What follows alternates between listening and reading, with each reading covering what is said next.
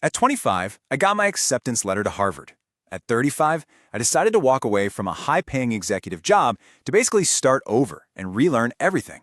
And at 45, I realized that true success isn't really about how much money you make, it's about living life with actual, genuine vigor. Now that is the exact life trajectory of Zhang Huang, and it's the biggest takeaway I got from his book, The Lifelong Learning Journey, 6 Lessons After Harvard. Today, we're doing a full explainer on this incredible source material to see how you can apply these lessons to your own life. But first, I have a question for you. Do you ever feel like you're working incredibly hard, but somehow it's just never quite good enough? Maybe you recently graduated and you're feeling totally lost, or you've hit a massive bottleneck in your career. You see your peers getting promotions and raises, and you just feel stuck. That anxiety drains your health, leaving you feeling exhausted and powerless. Well, if you are in that phase of confusion right now, I need you to know something absolutely crucial. You are not alone. To get out of that rut, we've put together a roadmap for recovery and growth today. We'll be looking at the shared modern dilemma, awakening at the bottom, the 6 lessons after Harvard, how real change happens, and finally, your daily action plan.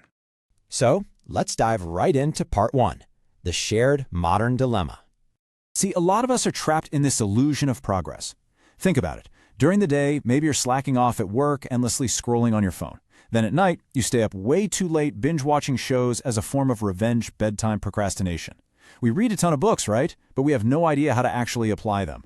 Our bodies are in this constant state of suboptimal health, our emotions are all over the place, and our relationships are getting more and more distant. We are literally burning ourselves out, but without ever achieving a real breakthrough. That brings us to part 2, awakening at the bottom. Because sometimes breaking that deadlock requires a massive wake-up call. Picture this scene. It's 2 days before Christmas in 2013. Zhang Huang is sitting at a cafe across from his most trusted co-founders, people he had just lent $100,000 to without a second thought. And they look him right in the eye and say, "We can't work with you anymore." Just like that, in a split second, the company he poured his absolute heart and soul into was gone. It was a completely unexpected reset, a total wipeout. But instead of letting it destroy him, he chose to use it. He decided to design his own personalized MBA for life. Which leads us to part 3, the 6 lessons after Harvard. He traveled the world, sought out top experts, and completely rebuilt his life. Let's break them down. Lesson 1 is all about physical health. But listen, this isn't just your standard eat less, move more advice. It's about building a sustainable energy management system. One powerful strategy he learned is the 5 meals a day schedule. By having your morning fuel at 8, a snack at 10:30, lunch at 12:30, another snack at 3, and dinner at 6:30, you're constantly replenishing your energy in small doses. This completely prevents those intense cravings and the binge eating that follows, keeping your body at peak performance all day long.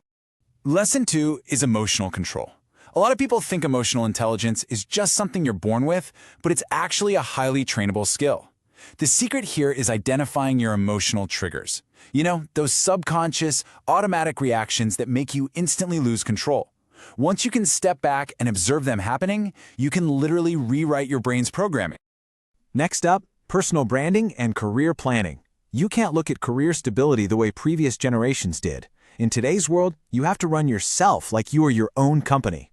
You have to anticipate changes and embrace technological shifts. Use platforms like LinkedIn to build a rock-solid professional image. You need to actively surf the wave of the future rather than just waiting around to be swallowed by it.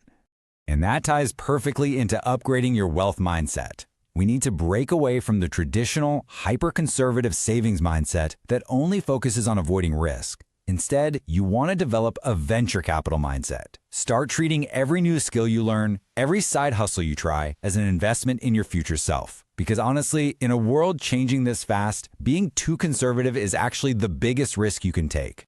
Plus, we need to redefine what wealth actually means. It's not about showing off a private jet. True wealth has 4 stages: financial security, financial vitality, financial independence, and finally, financial freedom. You have to break the myth that financial freedom is this unattainable fantasy.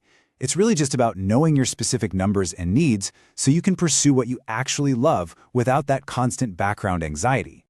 Moving on to part 4, how real change happens. Let's look at some proof that these methods actually work in the real world. Take physical transformation, for example. The author actually trained with the Iceman Wim Hof. On day 1, just 5 minutes in ice water triggered sheer panic. But by day 2, he started noticing warmth. By day 3, he calmly stayed in for 10 minutes. And by day 4, he was fully adapted, sitting in an ice bath for 15 minutes. It just goes to show that the limits we feel are often just a protective illusion created by our own brains. The exact same principle applies to our emotions. In the past, whenever the author's phone rang on a weekend, his old emotional trigger would cause instant panic. He'd automatically assume the company was facing a disaster. But he deliberately worked to rewrite that trigger. He shifted his internal narrative from "this is a catastrophe" to "this is an opportunity to help my team grow." And you know what? By changing the story in his head, the anxiety completely disappeared. It's also about managing risk.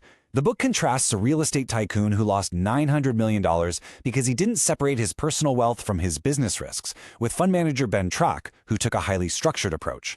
Whether you're an employee or an entrepreneur, you have to mentally and legally separate your role as an operator from your role as an owner. You have to protect your baseline. Finally, Part 5, your daily action plan. Because an epiphany without action is just self-entertainment, right? There's a great quote that says, "The morning determines the state of your whole day." Top performers do not just let life push them around. They use a structured morning routine to command their day and build serious momentum. So here is your empowering morning routine to start tomorrow. Keep this time sacred. First, meditate for just a few minutes to step away from the chaos. Second, read just one page of a valuable book to build a positive mindset.